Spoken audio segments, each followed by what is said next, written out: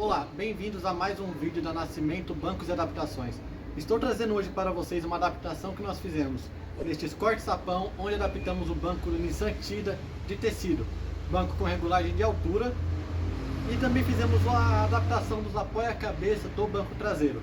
Como sempre, sem fazer nenhum tipo de furação no veículo do cliente, toda a nossa adaptação é no banco.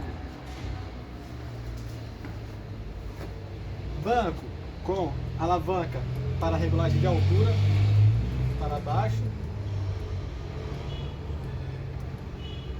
e para cima. Alavanca para inclinação do encosto, também correndo sem nenhuma dificuldade. O banco inclina o suficiente para permitir a entrada de um passageiro no banco traseiro.